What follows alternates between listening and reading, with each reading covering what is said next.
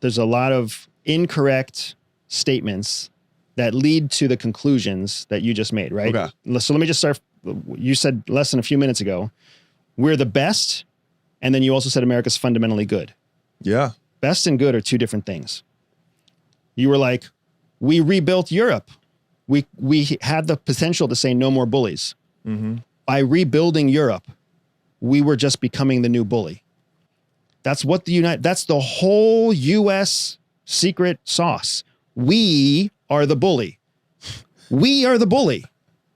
Like, yeah, Team America, the movie Team America highlighted that we were the bully, but they did it in a way that was kind of tongue in cheek, right? Yeah. By calling us the world's police officer. Right. Well, what do most people call the police nowadays anyways, right? They call them bullies. The truth is, we became the bully. So then anybody in our camp, anybody on our side, they didn't call us the bully. They were like, we're on the winning side. But that's exactly what we did. We forced democracy on countries that had no foundation or experience in democracy, which is why you've seen democracy like the United States fail everywhere else. There is no democracy like the one here. Right. The next 3 wealthiest democracies in the world are actually monarchies. Right. So you do think then that the CIA should stop trying to impose democracy on places where it's just not going to work? CIA doesn't impose democracy. Or America. America promotes the ideology of democracy because it wants everybody to focus on the idea that somehow we could all be equal. But guess what happens when an actual superpower starts to rise to the level of the United States? Are we going to let them come to our level? Does the United States want 2 superpowers in the world? No. Because as soon as there's 2 superpowers in the world, all of the economic advantages that we have go out the window. All of the military security that we have go out the window. The United States does not want another superpower. It doesn't want China to rise. It doesn't want Russia to rise. It doesn't want Iran to rise. It doesn't want Israel to rise. It's a strategic imperative that the United States remain the only global superpower. It's why coming out of World War II, it was critical that the United States and Russia had some kind of conflict to identify one clear superpower. Because as long as there's 2, something called the security dilemma takes place. You cannot have 2 equally powerful anything. What if you did? Well, yes, right. Nothing is equal just by physics and some kind of, I don't know, law, but nothing is equal. But say you had like relatively stable power between Russia and America. What would that do to Americans? If we had stable power, doesn't suggest anything about even near-term competitiveness. Like the United States could be $100 trillion wealthier than Russia. Right. And there could be stability. Okay. But that's not equality. Right. The problem here is that you're not thinking about human nature through both lenses. Okay. When you're the top dog, what is the only thing you care about doing? Staying on top. When you are not the top dog, what is the only thing you're trying to do? Become the top dog. That's it. That's what it all boils down to, right? That's human nature. That's animal instinct. It's what makes us the same as every creature out there that has blood and fur and a heartbeat, right? Yeah. It's survival instinct. As long as somebody else is more powerful than you, your survival is always threatened. You always see them as a threat. Even when they're your friend, you still see them as a threat. I guarantee you have best friends that you're still jealous of because they have something else. They're better looking, they're younger, they have a hotter girlfriend, they make more money, they have more freedom. Who knows what? I'm that guy. They're all jealous of me. Perfect point. Then who do you think is number 1 on all of their hit list? So is this attitude that you have, but this is enlightening. Is this attitude shared by most people at CIA? This attitude is, this attitude that you're seeing is based in rational logic. But it isn't very evolved. It's extremely evolved. No, you haven't even tapped on it yet. 200 years ago, it was very normal for people to be like, see those people? They're from Senegal. They have black skin. They're just by nature, by God's law, by, the law of the universe, they are meant to be enslaved. It's just how it is. Okay. Come on.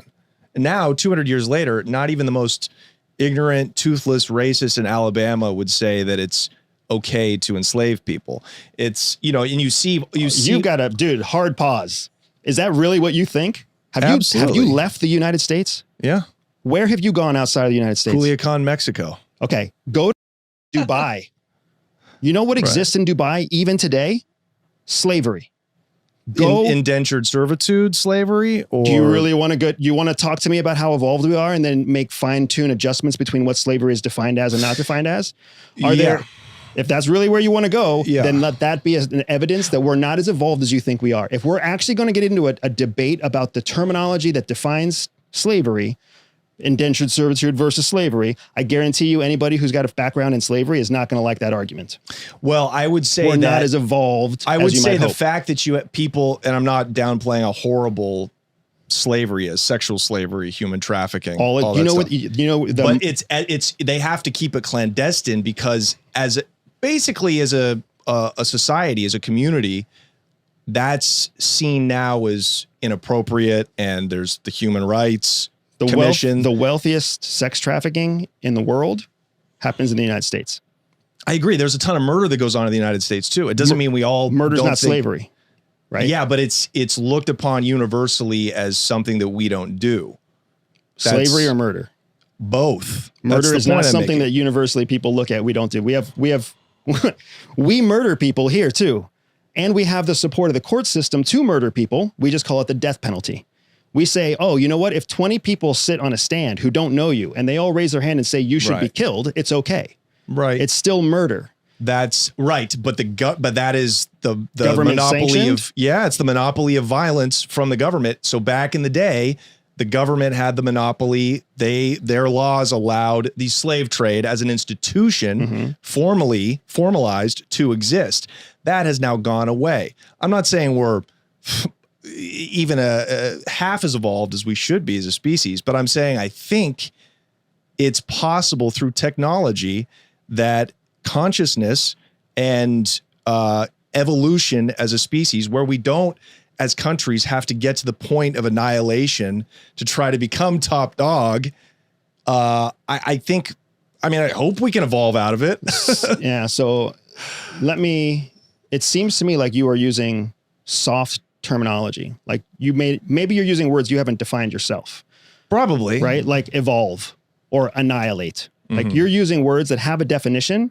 I don't know that you're actually applying the definition to them as you're using them. Right? So for example, can technology help us evolve? Of course, technology can help us evolve. It's shown already that it comes in and it helps us in a million different ways, from medical technology to people being able to hear who couldn't hear before. Right? That's like saying air is going to be available tomorrow. Like, no, of course, right? Technology, there's lots of technology that sucks and doesn't continue. It's actually the minority of technological improvements that make the majority of impact. Of course. So let's just assume that when you say technology, what you're talking about is the minority of technologies that make massive impact, not the majority of technologies that trash, like the mini disc, right? So I'm going to assume you're talking about good technology making massive impact on the future of the human race. I would agree that is the direction we're going in. Annihilation is nothing other than, so true annihilation means the destruction of the existence of something. What I'm trying to talk about, and what I think you're actually trying to say, is that somehow there's going to be less competition because of technology. Yeah. There will never be less competition because of technology. The competition will become who makes the newest technology that makes the biggest impact. Because you can't have more than one top dog. Like human beings are tribal by nature. Right? And in a tribe, you have to know where you land in the hierarchy of the tribe. The difference is that we have upward mobility. So when you start lower on the totem pole, you try to work your way up your whole life. And some people make a complete difference. They change their family name forever. Right? Some people are born at the top and they stay at the top. Some people are born at the top and they make all the wrong decisions and they crash to the bottom. Usually that one. And that happens with nations. So what's happening though is you're seeing that the incentive to grow is an incentive that's innate in human beings.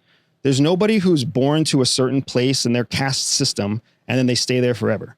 The closest thing that you have to that is India. And even India is showing that people are jumping the caste system, right? So the idea that CIA is somehow adopting a mindset or an attitude that is not evolved is a ludicrous idea. If anything, the CIA has always evolved to the current threat level and the current realities, where idealists tend to live 30 or 50 years in front of current realities. If anything, being an idealist is inefficient and unproductive, which is why most idealists are they're unemployed, underemployed, or living in mom's basement until they become grounded in reality. And I guarantee you there are plenty of people out there listening and watching right now who are like, yep, you know what? I was an idealist when I was 22 and I was eating pizza and ramen noodles. And now I'm a realist at 35 and I make $150,000 a year and I have a beautiful wife and a couple of kids that I'm really happy with. And does that make life great? No. But would I pick my life today over my life at 22? Yes. What the idealist does is thinking 50 years into the future, and hopefully the right idealist, Elon Musk, that leads to innovation, is when you are thinking 50 years down the line. That's a visionary. Right. Elon Musk is not an idealist. There's nothing about Elon Musk that means that he stands for ideals. Right? If anything, he's like, hey, we're going to need to do this because the Earth's failing. We're going to need to do this because we're going to run out of fossil fuels. Pragmatic. It's visionary, not idealistic. Idealists are like, we're going to find a way to stop burning fossil fuels. So why bother investing in the future of technology? Let's all just stop burning fossil fuels. And instead, let's focus on shared consciousness and tapping into the higher power, right? That is not what Elon Musk is doing. Okay, so where are we at now? So makes total sense. CIA as a well, it's not a law enforcement body. It's an intelligence gathering service, I believe. Correct. Although you go into foreign countries and extract people. That's not enforcement of law. Again, law enforcement has a definition. Of course.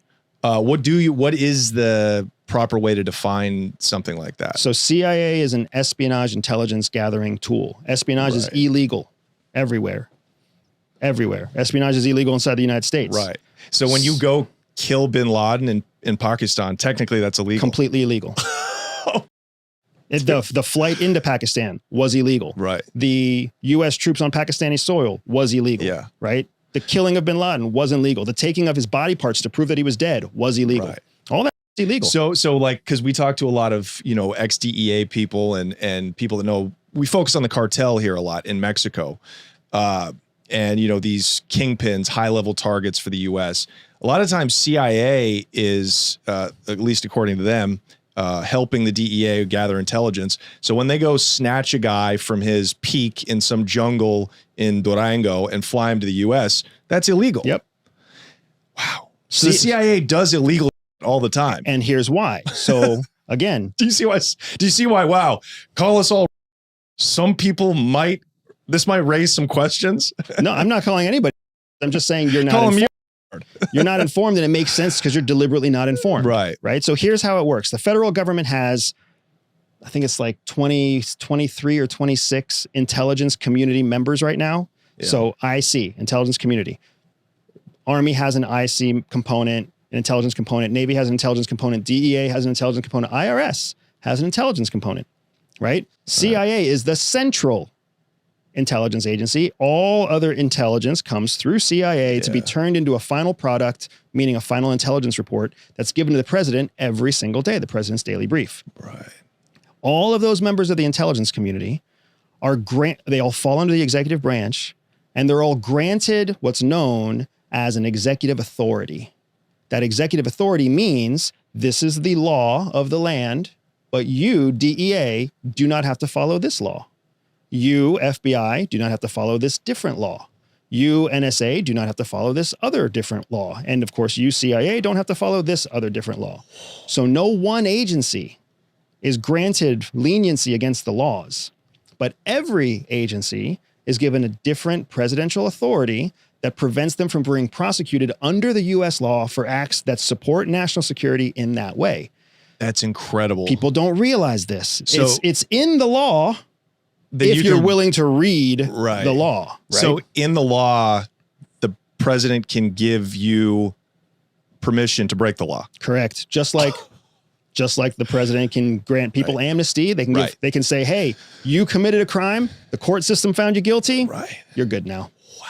The president has that authority. So CIA, the carve out for us is being able to collect foreign intelligence secrets through clandestine means, which means stealing secrets. Yeah. We can steal secrets from anywhere in the world if that secret applies to a foreign power posing a threat to the United States. Homeland Security or Border Patrol. Yeah. Border Patrol has a carve out. They are literally allowed to clone all of your information at the border. Right. Anybody's information at the border. Right. Right. So if you're crossing the border, they can use whatever their authority, high tech to steal all your information. Steal everything. Right. Wow. All they have to do is be able to tie that what we call a cloning or a grab. Yeah. They just have to tie that to a national security threat. Right. Which is why foreign terrorist organizations like ISIS that recruit American citizens, that's why those American citizens can still get caught. Right. Because even though they're American citizens, they have the right to privacy and the right to everything else. If they can be tied by the court system to a terrorist organization, then that meets the authority criteria for Border Patrol to scrub their data and then be like, oh, this actually this person is working on behalf of Al-Qaeda, ISIS, Hezbollah, you name it. So your carve outs at the CIA were mostly stealing or grabbing of foreign intelligence. Correct. Can you explain that a little bit more? Like what that means? So what that means is, let's say that there's a terrorist operation that's being created out of the Middle East, right? Let's just say that, even better, let's go to Europe. Europe's an easier one. Let's say there is a terrorist extremist in France who's planning an attack in New York. France is an ally to the United States. Right. To collect secrets, to steal secrets out of France means that you're stealing secrets from an ally.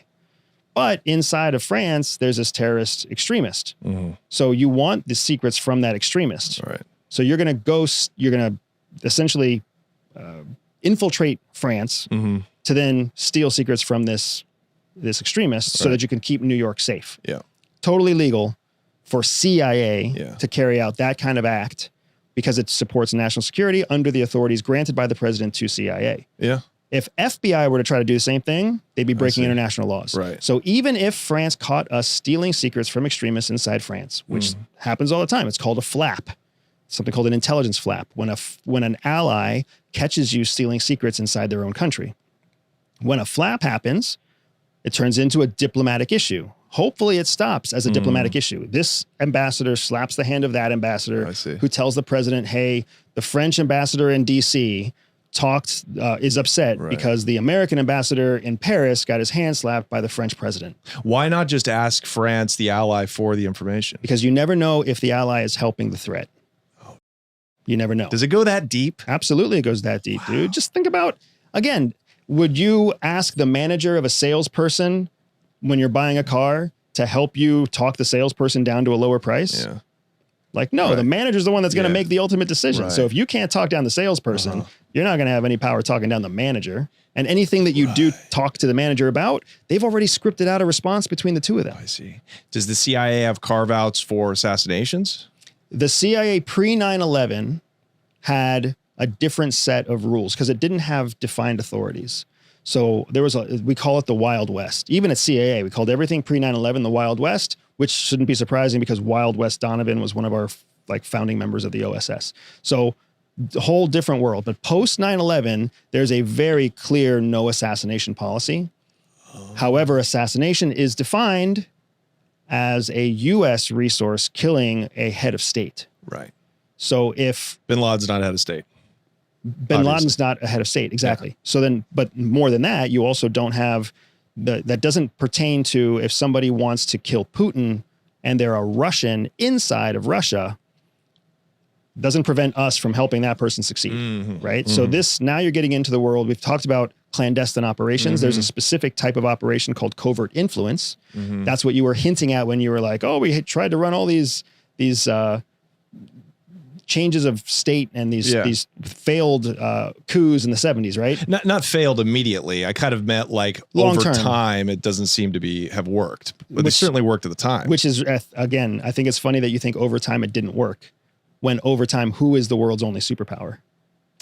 Sure, but that means something worked. It hasn't been that much time though, and it's already fraying. So, that would be my argument to you, is like it's already pulling, it seems like Russia, we're going to save this for, a little later on, but it seems like the East and the South are like isolating and pulling away from America slowly. I mean, it takes a couple hundred years, we should talk about that later for sure. Yeah, definitely. But my point with all of that is just that the carve-outs, the assassinations, that's what we were saying. Right. So covert influence is what allows the United States and other countries as well to go into an area where there's already conflict. Right. That's the magic of covert influence. CIA doesn't go into a country and then create an opposition group. That's what the movies make you think. CIA finds an opposition group, of course, and then funds the operation. That's all you have to do.